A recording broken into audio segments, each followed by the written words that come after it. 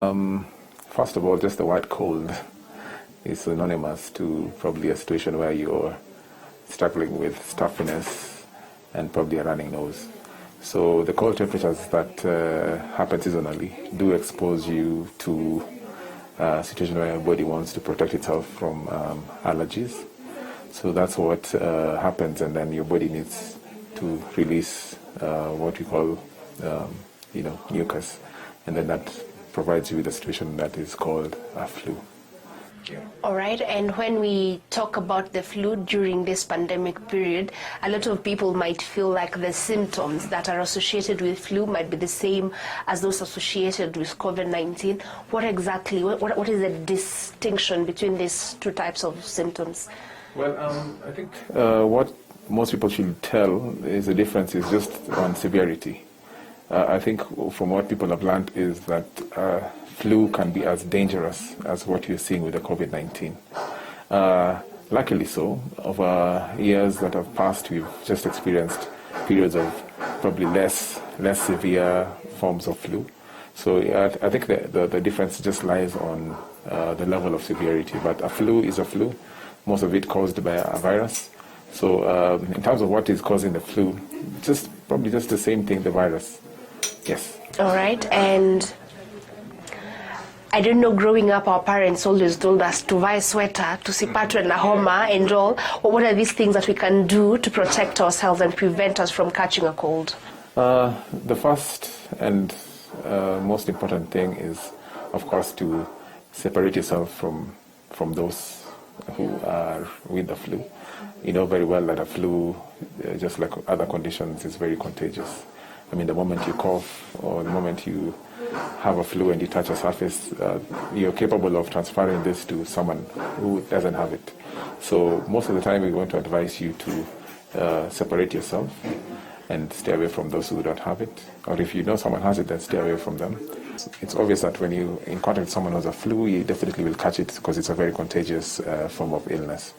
Number two, of course, you want to stay warm because when your body is reacting to cold, it does sometimes give you more severity in terms of how you feel. So you get more stuffy as the body tries to prepare itself to keep you away from the cold. So that's why you'd see your parents would insist that stay away from, cold, so that you do not worsen the situation. So the warmth that the body would have would protect you more from the worsening symptoms of the cold. Mm-hmm. And of course, we have a medication around, but medication that we give usually for a cold would just be to prevent the symptoms that you get. Because now you have a stuffy nose, you're coughing, you have running, probably eyes get teary and you're itchy here and there. So we give you probably something to prevent the allergies from worsening. Yes. A cold is one of those things that I have seen people self-medicate for a lot. Many people. Do we need to use the hospitals? Do we need to visit a hospital to get treatment for a cold? Yeah, definitely.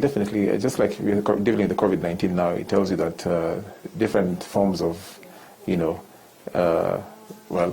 infections of that nature can be very, very bad.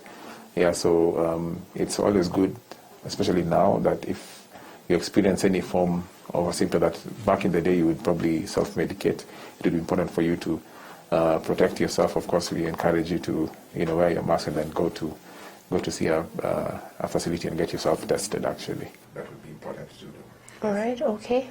And for those people shying away from hospitals due to the fear of infection with COVID-19, are there certain protocols that hospitals have in place right now just to be able to ensure that the hospitals are a safe place for patients? Mm-hmm. I think hospitals still remain the safest place for anybody at this point in time. Hospitals, of course, knowing that they have dealt with so many people who would come to access services, medical services then, have been very prepared. I think it's clear that we've done so much. The government itself has provided so much support to all private and public hospitals in regards to providing protective gear, increasing our protocols of care for someone who would be COVID-19. So I think in terms of accessing services to a hospital, I'd advise the public to continue with the usual, service upticks at the hospitals, because still, at the end of the day, in case anything happened, the hospital would be the first place for you to go to. So we'd want to encourage people to continue accessing healthcare services in our facilities, because we're ready, we're prepared. In case of any emergency that would arise, then the hospitals are prepared. That I can assure you for now. All right. There's this popular beverage that we have now come to call dawah. Dawah, yes. Very common now. That concoction, yes. Is it helpful for people with flu? Well, what do you think? Have you tried it before? Well, I actually have. I like how it tastes. Well, as in, being that, our bodies, it's a fact that the medication that we use, most of it has, value from nature, right? So, certain concoctions put together, and different people have tried different ways of treating this and that. And most of the times, people have reported symptomatic relief from it. I'm not trying to say that if you take this, it will take away the virus that's giving you that flu, but it take away some of the symptoms that you've experienced from this virus. So very true, they give you some symptomatic relief, some may be psychological, some may be actually physiological, but very true, sometimes when you have a bad flu, you want to reach out to anything that you're sure or have experienced before that would actually help you. So I wouldn't discourage anyone from, attempting to get symptomatic relief, but in case you need actual treatment, the best place still to go to is to see your physician. Yes. Right, okay. A lot of children, a lot of parents prevent their children from eating sweets and ice cream when they are actually experiencing flu-like symptoms, even before. Is there any correlation between cold beverages and sweet beverages or other food stuff to flus and flu-like symptoms? Yeah, there's a direct correlation, and it's purely on what we know as a mucous membrane, which usually is protective of the kind of infection that we'd get that give us a flu. So whenever you, of course, take a lot of cold drinks or have a lot of sugar in your system, then you do mess around with the way the body acts to protect you from the particular virus. Case in point, sugar. Sugar in itself has food for these organisms to grow.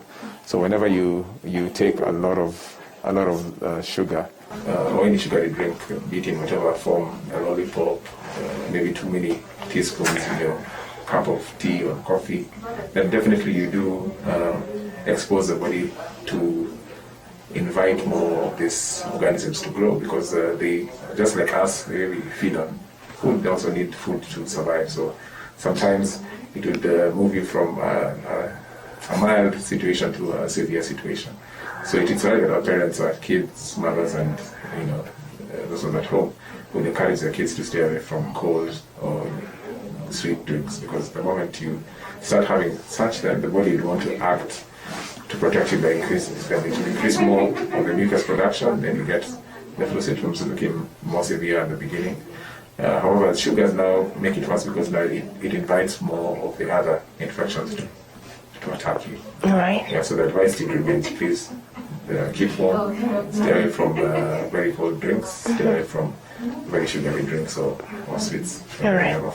Okay. Yeah. And while we speak of a cold or a flu, yes. I have actually been treated before for infections in your chest that are not necessarily flu or a cold. How does the cold season also increase the prevalence of infections in the chest, not just flus? Yeah, we've had studies have shown that, of course, seasonal changes are some of the things we look out for whenever we are treating either respiratory infections or chest infection. Mm-hmm. Yeah, so you'd find that different people who have different conditions would get worse during the cold season. For example, an asthma patient, warm temperatures would keep them more safe and secure away from attacks. Mm-hmm. But whenever the season changes and the weather changes into probably a cold, chilly, rainy, season, then you notice that we have more visits to the medical facilities for people who have other conditions that are chest related. All right. Yes, it's actually true. The weather seasonal changes will definitely usually come to hospital more if you have a chest condition. Yes. And a lot of us trivialize having a cold, but are more cautious when you realize you might actually have a respiratory infection. What are those differences in those symptoms? Well, first of all, an infection, well, synonym, I guess people use the names differently, but all these colds, flus, all those things fall under respiratory infection. All right, okay. Yeah, so the nature of the infection is now how we classify the different conditions. Yeah, so I think most people would access or look out for medical service whenever it's so severe, because most of the times the flu comes so soft, and you believe you actually take care of it. But eventually, if it's leading into something more serious, then you'd have more serious symptoms. Talking about fevers, chest pains, difficult breathing. Those are severe symptoms that will definitely lead someone to a hospital. But you see, if you have just a running nose, then a small headache here and there, most people prefer to self-medicate. So what we're saying is, the more severe, the more you'd find someone approaching the doctor for help. All right. So the difference between kifua and homa is severity.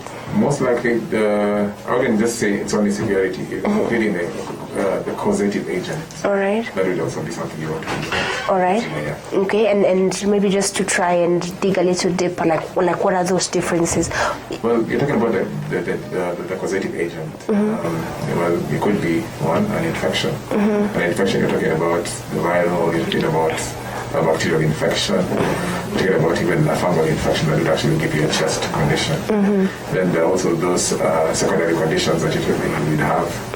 Probably someone has family history. You know, your family has history of asthma, and that's a chest condition. Maybe you got into contact with a chemical. Maybe someone came to spray your house, and then they did not stay away for those number of hours, and they came back and you got a chemical infection. There are chemical infections. So those are some of the different causative agents for All right. chest infection. Okay. A lot of new parents I have spoken to have told me that their child at some point has had to be nebulized. I don't know, maybe we can get into the details of this when maybe a child visits a hospital and the doctor requires to, I don't know, what is that process anyway? Actually is nebulized, yeah. All right. Yeah, it's, well, whenever you need to nebulize anyone, be it an adult or a child, it's mostly because the chest of the person, the child, is congested. So you need to open up the airways. So sometimes you might have a child who actually is truly asthmatic, and maybe they're exposed to cold and then they're having difficulties in breathing. And this child, how do you know they're actually having difficulty in breathing? They actually have, let's see that they're really rapidly inflating and inhaling and exhaling. You know, they're actually either having a wheezing sound or unless it has an unusual sound that you've not seen before from the child, or probably even losing consciousness. Yeah, so the right thing to do for this child, of course, is to rush them to the hospital where the doctor will definitely check on the condition of the child first, and then put them under what we call nebulisation, which is mostly just medication that is given through something that the child inhales. Then it opens up the chest, and the chest can now be open to breathe. All right, so it is actually medication being administered? It is medication that's administered for that purpose, to open up the chest. All right, yes. I see. And a lot of people, to help the patient breathe better, I have seen home remedies such as being, I don't know, a bucket and then that has hot water inside it, and then you're covered with with something. Are there home remedies that can help someone with a congested chest to just feel better? Most often that not, the home remedies we have are not really conclusive when it comes to someone who's who has a severe chest congestion. So those are I'd highly advise still that do not try the home remedies whenever you have chest congestion. Please get your way to the hospital where you'll get the nebulisation done. Because most of the times that's what we have faced when you have someone being a fatality because of an assumption that you can actually have a home remedy to clear chest congestion. But if it's a nasal congestion where you're just having stuffiness, then probably some home remedies would actually come in handy. All right. And some of the home remedies we give you, the guys mix like warm water, lemon, and all sort of thing, and then you get some decongestion. All right. But if it's a chest congestion, then the best place to go to is a hospital. All right. Yes. Okay. We spoke about dawah. Yes. We have also said, are there specific foods or specific things that if you eat, they're going to help you feel better when you're suffering from respiratory infections? Most of the times, I would say definitely not. There's no particular diet that we would encourage someone who's actually having an acute and a sudden attack of chest infection. Of course, we talk about reducing on sugars and cold drinks. Well, that's fine, but in terms of an actual diet, that would not be the first advice I'd give somebody. Yeah, however, we know that people who are obese, people who have gained more weight, would actually experience more chest-related issues than someone who probably is exercising well and keeping healthy by eating right. So that would probably be the closest relationship, and actually advise someone to please keep exercising. If you're struggling with chest condition because you don't have a lot of weight, please try to do exercises to lose that weight by eating healthy. All right. Yes. Okay. And when we speak of respiratory infections, we have seen some of the most, I don't know if they're common, but at least they're the most severe that we have really, as the public, been educated about. TB, pneumonia, and all these other illnesses. Have we made progress as a country? Have we seen a reduction in these infections? Are we fighting the common flu more than we would be fighting the more severe infections? I think we're fighting more, being that you're also fighting COVID-19. I think that takes away all the progress that we've made in terms of fighting respiratory infections. COVID-19 has taken away the whole story out of context from where it was heading to. So I'd say we lost that fight. We can beat the COVID-19 fight. The strange thing about the situation we're in right now is that we still do have TB and pneumonia, bacterial pneumonia and ETC being a scourge, being that they're related to reduced immunity and just contact. We still have a big task ahead of us, and the good thing about that is we have good investment by the government and by so many private players in beating the condition of TB and the TB bacteria. So we are doing a lot. The government is doing a lot to try to progress us ahead when it comes to that, including research and funding of the projects around TB. But it still remains a condition that we have to take care of. Okay, so thank you so much, Dr. You said we should keep away from cold drinks, sweets. Social distancing. Social distancing, yeah? Yes. Wear your masks continuously and wash your hands, and make sure you sanitize whenever you can. Yeah? And whenever you have a symptom at this period in time, make sure you reach out and go see a medical doctor. All right, asante sana, and that's why I'm here to actually get treated. And that is all the time that we had for Body Garage today. See you next week. My name is Tracy Mukami. Stay safe. Enjoy the rest of your viewing.